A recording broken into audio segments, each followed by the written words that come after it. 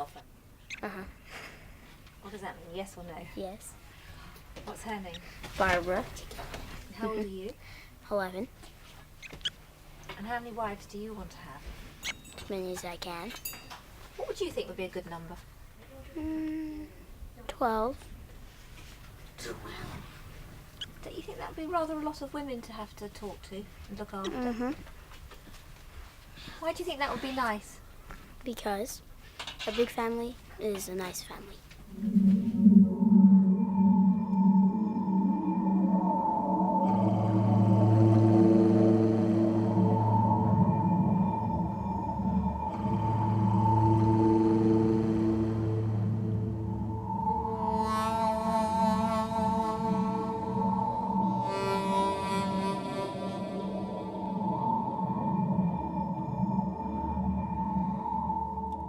There are nearly 50,000 polygamists living illegally in the southwestern American state of Utah. This is the home of Tom Green and his 6 wives: Linda, Shirley, June, Leanne, Carrie, and Hannah.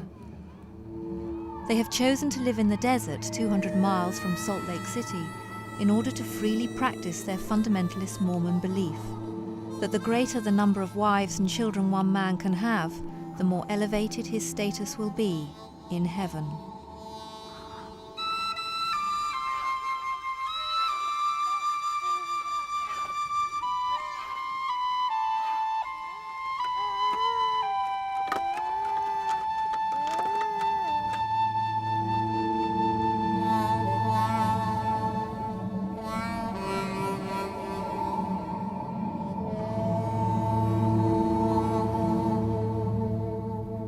I am 28. And when did you get married to him? I was married when I was 14.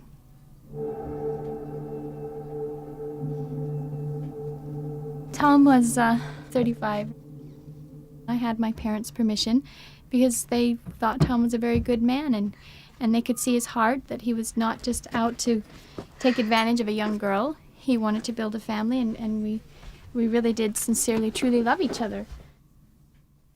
I met Tom when I was just 15 years old, and I spent a month in his home working for his wife, and I got to know his family, and I became very close with Linda. And who did Tom marry after you? Tom married my mother after me.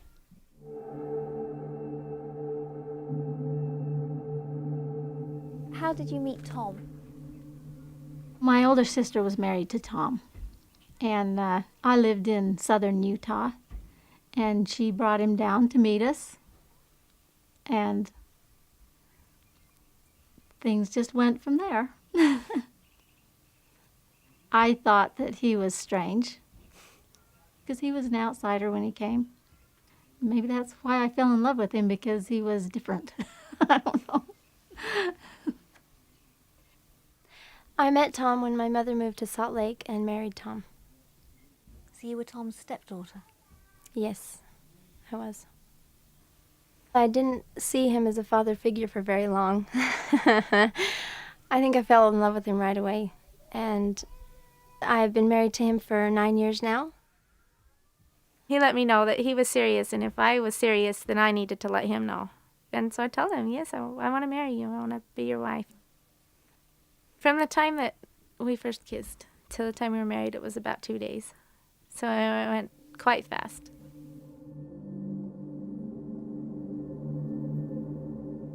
He reached over and took a hold of my chin and then kissed me. It was very nice. And how long was that after your sister Carrie had married him?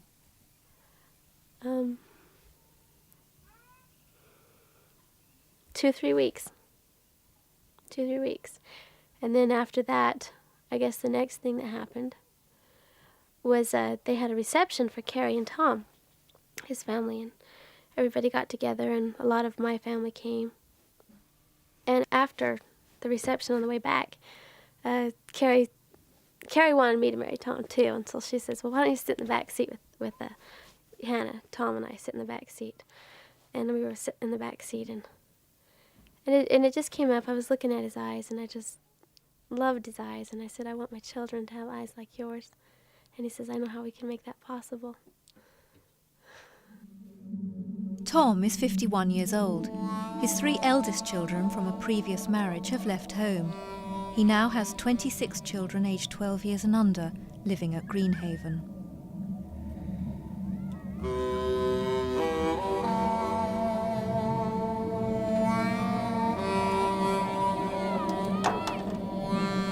Here's the tail and the feet. Buddy, watch, friends! What is going on here? Just put the flowers beside it.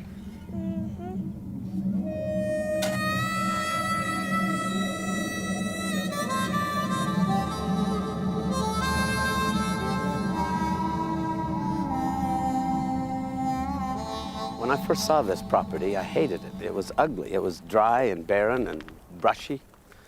And I wanted someplace beautiful and pretty. But we were forced to move our home, and we had to get it parked somewhere. This was the only place I could buy with nothing down. And so we bought it, and we began scraping all this brush off. And these mobile homes are only temporary. They're like tents. We moved one out, and it got destroyed. The wind came along and demolished the first homes we brought. So we bought more old mobile homes. But in time, we'll have these homes parked in a circle all the way around here. And all this in the middle will be lawn and trees and flowers with little benches to sit on and a playground for the children. And they'll be able to come out of any one of the homes and go into this inner courtyard area. And we won't have to worry about them wandering off into the bushes with the coyotes and the snakes. And they'll all be right here.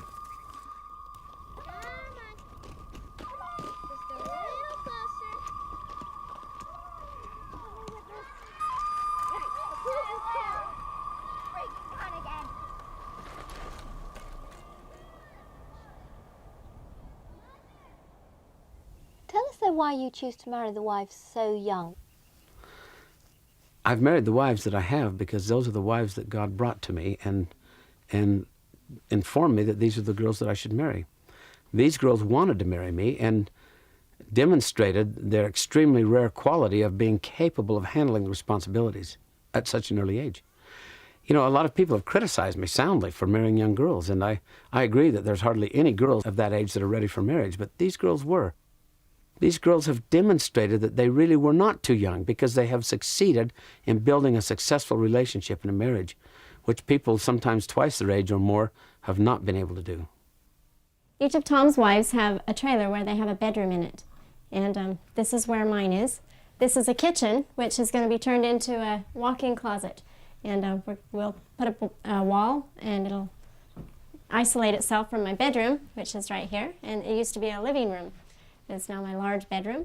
This is where I spend my evenings when I'm not with Tom. And Tom has his own bedroom, and each of his wives spend their nights there. This room is my bedroom. And I spend all my nights here. Each wife comes here according to their own schedule and spends their time with me. The only furniture I really have in here is my armoire. You may notice there's 7 drawers, so there's room for 2 more wives there if things happen that way. Do you ever feel promiscuous? Promiscuous? You mean with the wives that I have? No, I've entered into solemn covenants with the wives that I have. We've had, each wife has been married to me by a very special and sacred religious ceremony. And so I don't feel the least bit immoral or promiscuous in what I'm doing. My covenants and my bonds with each wife is just as sacred as it is among any person of any other faith.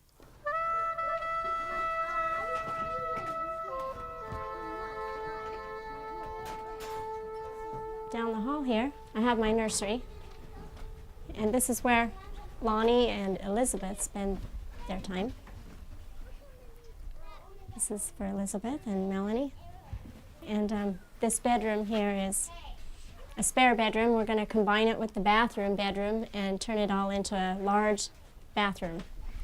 And here is where the B-team girls spend their time. This is their bedroom. My name? Oh, Joseph. How old are you? 8. And what team are you in? B team. Who else is in the B team? Lauren, Mindy, and Kelly, and Sarah. Linda has Melvin, and then Johnny, and then Lauren, and then Philip, and then Rebecca, and Rosanna. And those are Linda's 6. And then Shirley had 7 children with me. She had Chris, and then Hiram, and then Sierra, and then Jerry, and then Alonzo, or Lonnie, and then she had the twins, Elizabeth and Melanie. And those are Shirley's. And then let's see, next was Leanne. Leanne's first one was Kelly, and then she had Misty, and then Emerald, and then Hunter. And they're all named colors. And then, let's see, next was Carrie. And Carrie had Bonnie. And where is he? And then Wesley. And then Benjamin Franklin. And then Hannah has had 2 with me. She has had Sharon and Brigham Young. And those are all the children of each mother. All of us try to get pregnant at the same time because we really like having children at the same age, close together, like 4 or 5 of them. And we've managed to do that several times. We're down to an E team now, starting from A, and every one of those teams are just unique in their own little way, and it's a lot of fun to have teams. I think that most people, when they see plural marriage, they see this horny old man that wants to have sex with young women. And that's not Tom. That's not him at all. It's a woman's choice.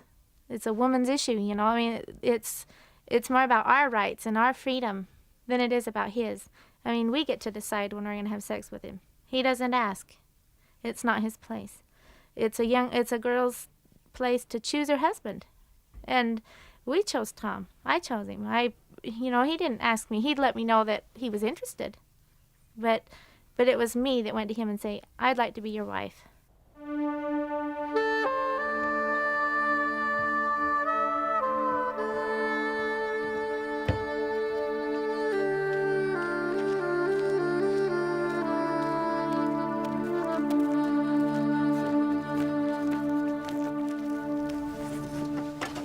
you love him very much?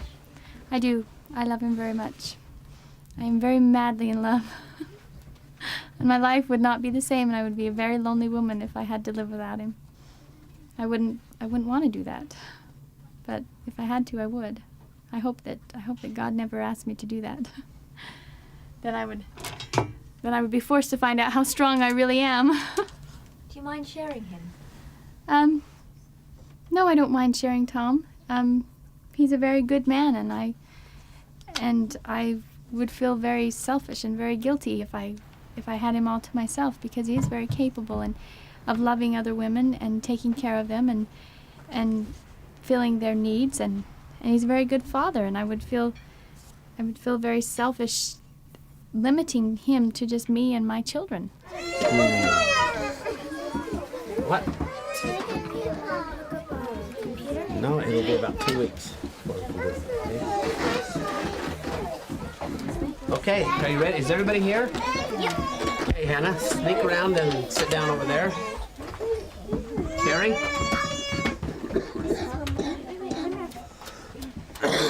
Kelly, take over. An old person. Children, you ready to sing? Brigham, let's sing to Mother Hannah. You ready? Okay, everybody. Happy birthday to you. Happy birthday to you. Happy birthday, Mother Hannah. Happy birthday to you. Stand up, stand up, stand up and take a bow. Stand up, stand up, stand up and take a bow. How old are you now? How old are you now? How old are you, Hannah? How old are you now? 22. Yay! At last, finally.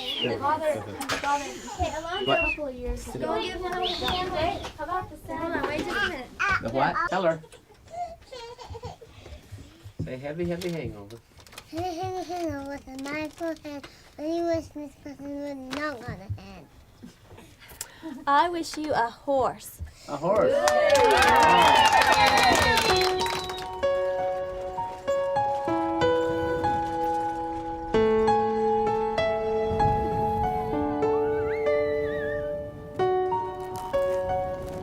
The Green family have barely £30,000 a year to feed, clothe and house all 33 of them.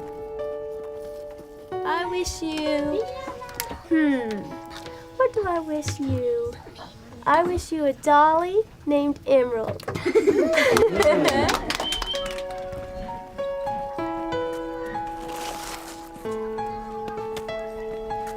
I wish you... Whoops. A horsey. Do you want a horsey and a cow? And a cow? Okay. To preserve their fundamentalist way of life, the children have little contact with the outside world and are educated at home by their mothers. I wish you a husband that will treat you like an angel. Will you give me? Each of my wives have their own independent personalities. And I encourage them to develop their personalities independently. I find that I relate with each one of them differently. Linda is, she's very level-headed, she's very mature, she's very intelligent and has a fantastic memory. Just so amazing in her abilities that I feel extremely fortunate and blessed to have her as a partner in my marriage. And Shirley is as devoted and diligent as any mother I've ever seen.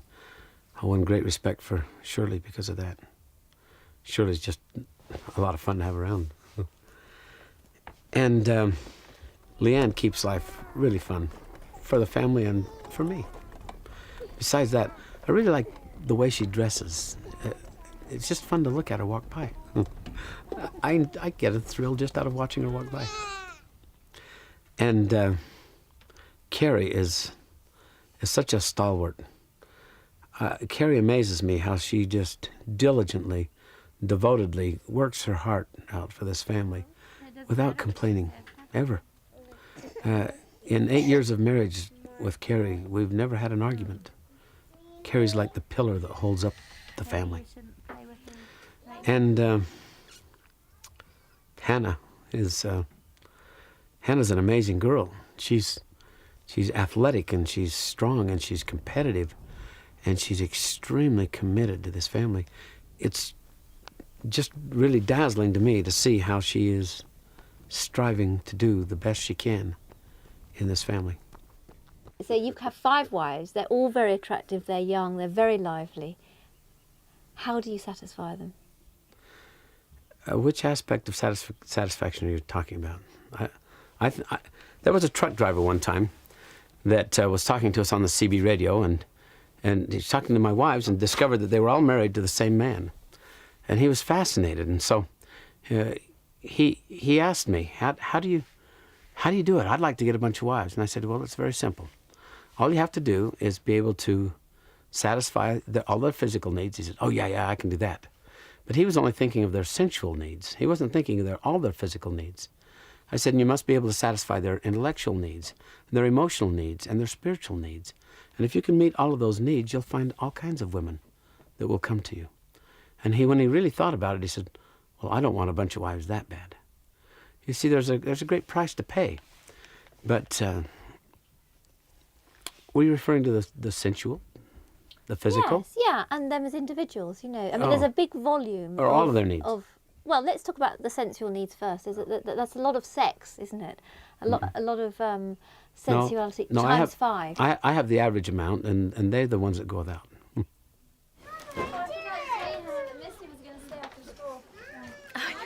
That's all right.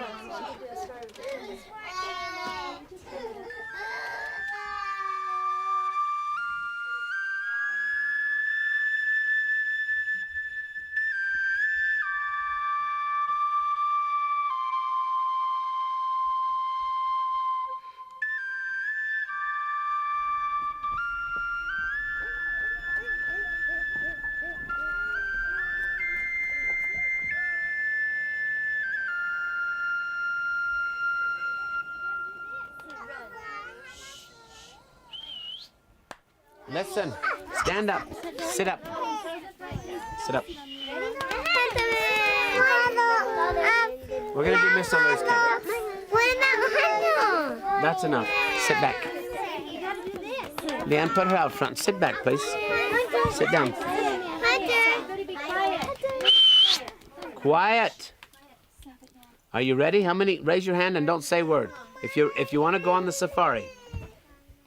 Okay? Has Philip gone to sleep already? Yes. Philip went to sleep. Wesley, do you want to do the safari? Okay, everybody. Get your gun. Put your gun on your shoulder. Okay. Got your binoculars? Put those on. Now, open the door careful. Look outside. Is it all clear? No. Yep. All clear? Okay. Let's go down the path. Our nights are scheduled on a rotational basis. It's not up to Tom at all. It is left up to the wives. And we have all decided together that if it's just one right after another and in turn, then it would be a lot simpler to keep track of and also to help deal with, jealousy. And when it is our night with Tom, it is totally up to the woman to initiate whether or not she wants to be intimate with him or not. Through the tall grass. Quiet, Misty. Oh, here's a tall tree. Let's climb it real slow. Keep climbing. Don't climb it fast. What was Tom like on your wedding night? Of course, I have to say he was experienced. So he taught me and explained things. And one thing that he did is he would draw on my belly where the what that green one. Forget that part. He would what? Explain. No, this isn't okay. Let's not do this part.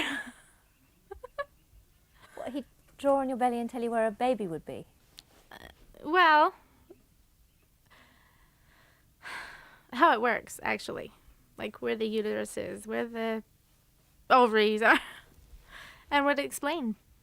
Just explain to me the reproductive system of the female. Get your binoculars. Look all around. What do you see?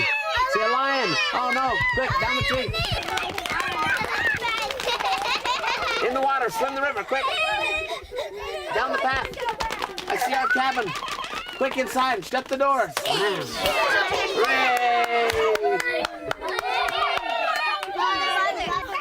Is it unusual for a mother and daughter to be married to the same man? I've heard of a lot of them, but most people think it's wrong. I don't see anything wrong with it, really. It is kind of rare to have your mother marry your husband, but in some areas and regions it's not. But isn't it strange to see your mother going off to spend a night with your husband? It may sound very strange to think that my mother was with my husband, but you have to realize that this is the way I believe life ought to be lived. And this is a very deeply held religion for me and my family. And through my whole childhood growing up, I was taught the values and the reasons and the whys and the hows. And for me, it was natural. And what was it like to have two baby boys on the same day by the same man and be mother and daughter yourselves? And she was real mad at me. Yeah, because I was first. I was going to have the firstborn, and I had my baby in the morning, and she had hers in the evening, and I just moved over. She had hers in the same spot I had mine. And they were both Tom's children? Yes, they were. What were your boys' relationships to each other? They were brothers to themselves, and they were sons to us, and they were also, her child was my brother, and my child was her grandson. So I think that there's about every relation you can have. We were very closely related. Sam, the baby on the left, was born with Down syndrome. Jerry, the baby on the right, died in a fire 3 years later at the Greens' home.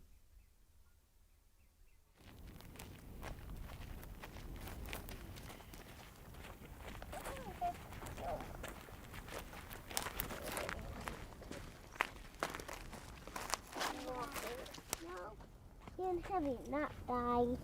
He's not in died. He's in heaven, not in died. A couple winters ago, our home burnt down, and Carrie and Linda managed to get all of the children out, and Jerry was the only one that they could not get out, and he burnt. He died in the fire, and we all miss him. The night of the fire, I had made plans to go to Salt Lake because I was a month prior to having my twins, and we weren't sure if they were going to come early. And we had made plans to go to town that night, and I had made a point to not say goodbye to my son because he gets so sad when I do. And several hours after going to bed that night, we got a call on the phone, and Tom answered the call, and it was Linda. She was at a neighbor's home, and said she had told him that, she said, "Tom, the house burnt down, and we got everybody out." And his chest just gave a sigh of relief. And then she says, "Except for Jerry," which was my son, my fourth child. And there were 25 children in the old homestead we were living in. Later on, we found out that it was a wiring problem.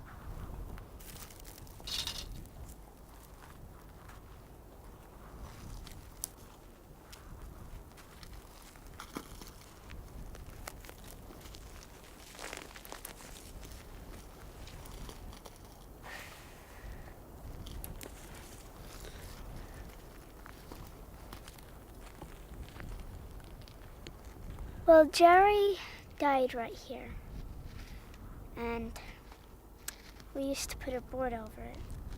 But now my mother, the one who born Jerry, she has his body in a little container, and his body is ash now. But they did find a couple bones and stuff, so we had a funeral, and I just didn't like the fire. And Jerry died here. You come here often? No, not so often. We go to here more than his grave, though. But I go to his grave more often. Hardly anybody's gone to his grave. I gotta help bury him. I just didn't like it. When that fire occurred, the shock of knowing that my son did not get out, I just kept shouting no. I mean, in my heart. You know, when something happens that you just don't ever want to have happen, and you want to make it unhappen, but you can't, you know? And then I thought, but it's winter, the snow's deep, and we don't have any shelter. Where am I going to put all my children?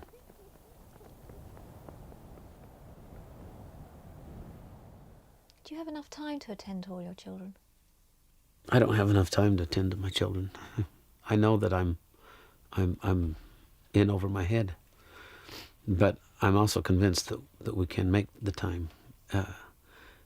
For the last 2 or 3 years, I've been saddled with just trying to cover the basic necessities, and it seems like every time we start getting close, then a wind comes and demolishes our houses, or a drunk runs into one of our homes and demolishes it, or a fire burns it down, or other things come along just when we're ready to settle in and sets us back. And, you know, we'll never quit. Why have you done this to yourself, though? We put ourselves in this position. What we're doing is a very key and elemental part of our religious belief. And it's tremendously challenging, and commensurately, it's tremendously rewarding. If it wasn't challenging, it wouldn't be just and fair to pour out the kind of rewards and blessings that we receive. So it has to be tough. Mother, these were in the Bible.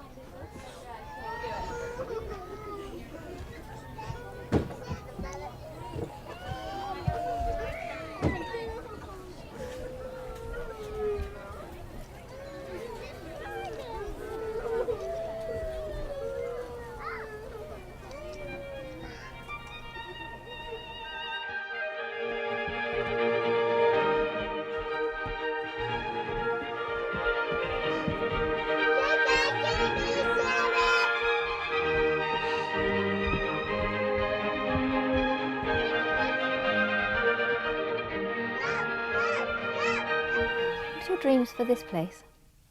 We'll have a great big grassy area for the children to play on, and a covered sand area where they won't get so sunburned, and a waterfall. And we'll have a skating rink, and in the wintertime it'll be an ice skating rink. We'll pour the ice over the cement, and there'll be a fireplace in the center, and it might be covered. And self-sufficient, everything we need to be self-sufficient. Granaries and cows for milk, and make our cheese and yogurt and butter, and horses to go explore everywhere with the different teams, take different teams at a time and go explore.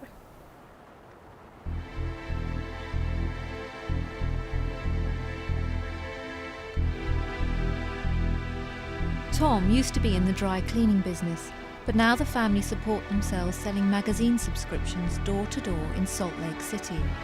They make the 8-hour return trip once a week. It's an erratic business, but Hannah and Leanne are often successful, especially when accompanied by a couple of children.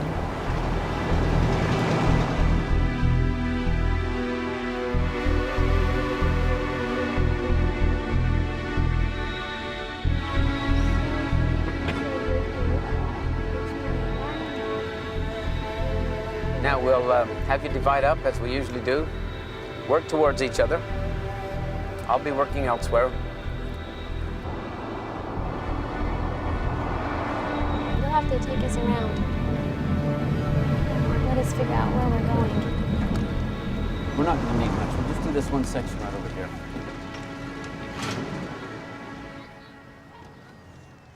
Get up to me.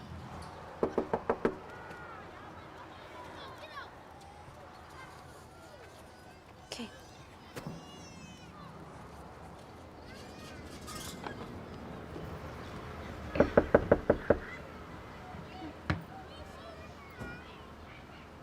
What it is the TV Guide is setting up new service routes in the area where they deliver the TV Guide right to you through the mail each week.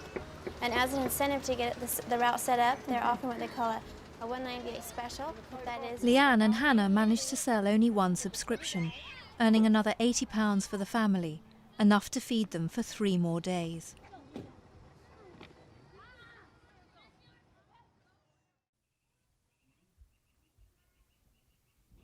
Tom is planning, hoping to take another wife, to take a 6th wife. And so are we. We would love to have another sister wife. And I think it's very exciting because it's going to be a new friend, you know. This is my courting shirt. I bought it 2 weeks ago so that when Candace comes to visit, I could look nice. My wives all told me, get something nice so that you'll make an impression. What is that, Candace?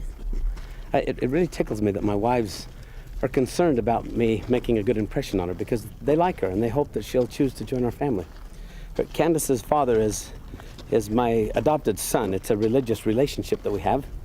And though we've known Candace since she was young, it's only lately, in fact, after she turned 16, that she began to show an interest in the family in a different way than she had before. She's begun to flirt with me a little, and it's kind of fun. Oh, he's off in the clouds. He's falling in love. It's that feeling that you get when you can't think of much else except the person that you're in love with and that you want to be with, and so that's what we call La La Land. Are you allowed to fall in love with anyone else? No. I mean, am I allowed to fall in love with anyone else? No, we believe that a woman should only be involved with one man and love one man, and that's how it should be. That's how it works the best.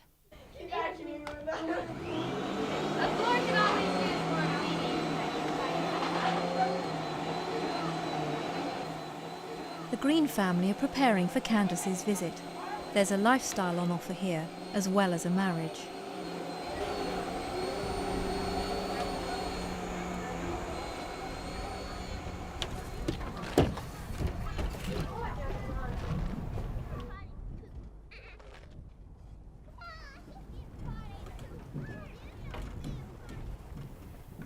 When a potential new wife is getting interested in our family, it works the best when she spends time with the wives and the children and gets to know us first, because that will be a big part of her life. It's important that she does get along with us and does have a relationship with us, because she's also marrying us and not just Tom. Candace, tell us a little bit about yourself. Myself. Who are you?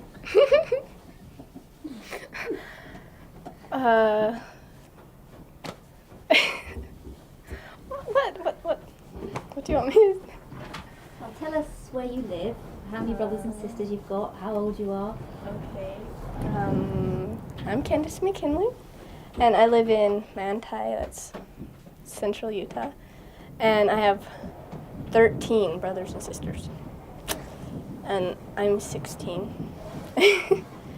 When she's 17, then I would be able to take her as a wife without having serious problems with the law, even though this lifestyle is still illegal here in Utah. This girl's quite mature, quite capable, and she has a personality where she smiles all the time, and it's really fun to be around her. I guess if, say, Tom is falling in love with another woman, then I guess we're all going to have to deal with a sort of sense of jealousy watching him fall in love again. But at the same time, we are all involved in this new relationship. At the same time, when he is building a relationship, so are we. It just makes you feel good inside, knowing that he's falling in love again and that we're going to have an addition to our family, someone that's going to have more children and new relationships. It's exciting. Why aren't you jealous? Well, because it's what Tom wants. And what he wants is what I want. And I might get jealous. I don't know, I'll try not to, because I think it just causes me more sorrow and sadness than there needs to be. But I certainly will. You see, I think most of us would find it very hard to share somebody else. It's very painful to share someone else. And it's very interesting that you don't. So I want to know why you don't. Well, the reason I don't is because I love Tom and I like his wives, and I want for them what's going to make them happy, and that makes me happy. So where's the hammer? I don't know. I set it down. Lauren, did you take the hammer? Oh, turkey? Lauren, give me the hammer, please. No, give me the hammer. Okay, it is. This is my son, Lauren. He's a practical joker. Now give me my hammer, quick. Okay,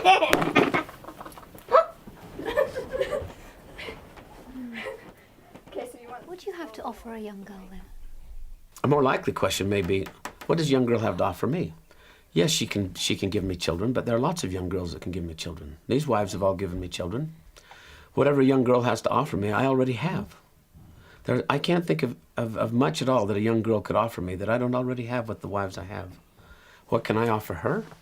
the same thing that these ladies have gotten. That's this family. It's not just me. It's not me they buy when they buy the whole package.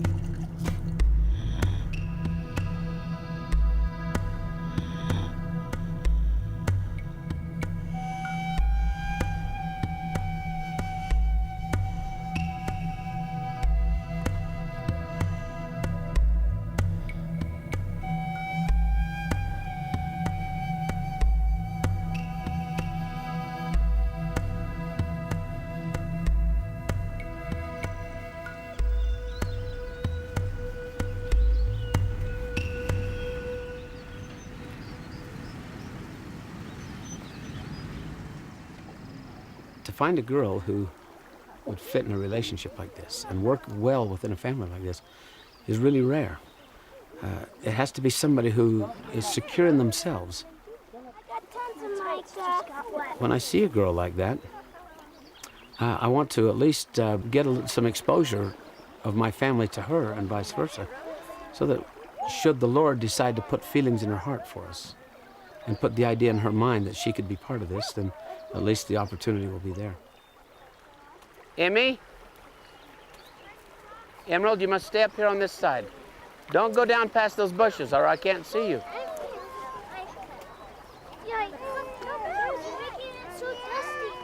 Muddy. You're making it muddy. It may be strange to our children if their father marries a woman that is close to their age. When I married Tom, he had children my age. So it was a little different. They probably won't mother them like the other mothers will, but I think that they could respect them and they could be friends. So do you have a girlfriend, Mel? Yes, I do. Can you tell me about her? Yeah, she's absolutely gorgeous. She's very smart and friendly. She reads very fast. I don't know anybody that can read that fast. And she's a really good card player. She plays cards a lot. And I really think she likes me. But not everybody thinks that. Do you like being with her? Yes, it's pretty fun. Yeah, but sometimes it gets a little embarrassing because everybody teases me. Why do they tease you? I don't know. It's just that Chris and some of my other brothers, they just really don't understand what it's like, and so they tease me about it, I guess. Can you show us a picture of your girlfriend and tell us what her name is? Yes? I only got this picture. She gave it to me. Her name's Candace.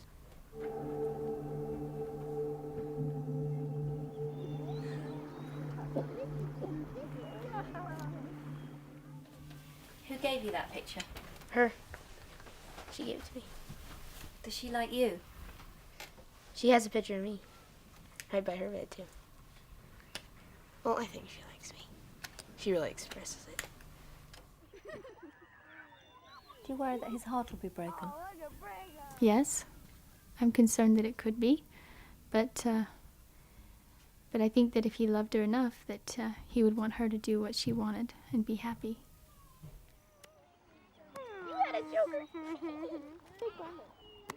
Is it confusing sometimes to know how to be with a girl? Mm-hmm. I think you should let her make her own decisions and be friendly around her. And I just feel like you should make him feel loved and needed. That's kind of how Father acts around my mothers, and they just love it. If I do marry a young wife again, I would restrict her authority over the older children until such time as I felt that she had the experience and the maturity to effectively supervise them. And obviously the time will come when, the time may come when I have a wife that's younger than the children that we have here.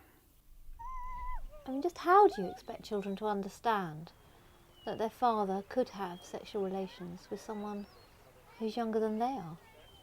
How are you going to face that in the future? The children that I have been brought up in a plural family where their father has many wives. And I mean, my children understand about sex and how it works and what it's for, and that it's confined to the bonds of marriage. And they understand that the way that we have more babies come into this family is that the mothers and I have sexual relations. They don't think anything of it. And if I had another wife, no matter what her age was, they would understand that I would be having children with her and that sex is the way you make babies. I doubt seriously they'd give it any thought. I really do.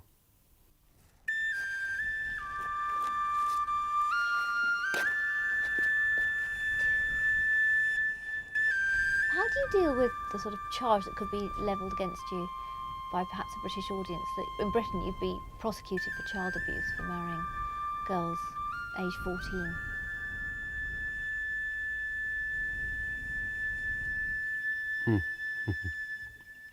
And how would I respond to that? For about 95% of the recorded history of man, girls got married when they were ready to have babies physically. I think God had a design there. And I think if it's a mistake for a girl to get married when she's able to conceive children, then the mistake is God's for making them able to be mothers long before they were ready. It's not God who made them physically able to have children before they were mentally able to handle it that's at fault.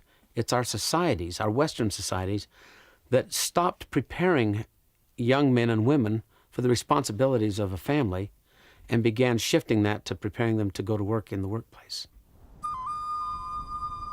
In Utah, it is still illegal for a man to have sex with a woman who is not recognized to be his wife. The authorities do not acknowledge religious plural marriages as lawful. The police is coming after you. You're not going to get away with this. Yes, I Are you likely to be arrested? Right now, there's a great push by an anti-polygamous group to get me arrested, because they keep telling people that polygamy didn't work for them and it can't work for anybody. And then my wives tell people it works for us. And so they would really like to have me discredited by being arrested and thrown into jail. They've been pushing the county prosecutor to go after me, and I don't know what he's going to decide. There's a chance that any day the sheriff's cars could roll up the driveway and handcuff me and haul me away to jail. We live with that fear hanging over our head, but if I go to jail for my religious beliefs, I'm not ashamed.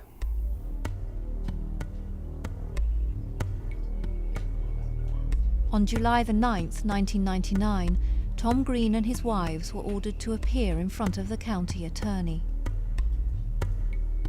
And there shall be no disputations among you. Tom is still waiting to hear if he will face trial. What are disputations? Does anybody know? Let's begin with the hymn. If convicted on all counts of bigamy, Tom could spend up to 20 years in prison. Firm as the mountains around us. Consequently, Tom has delayed any marriage plans with Candice.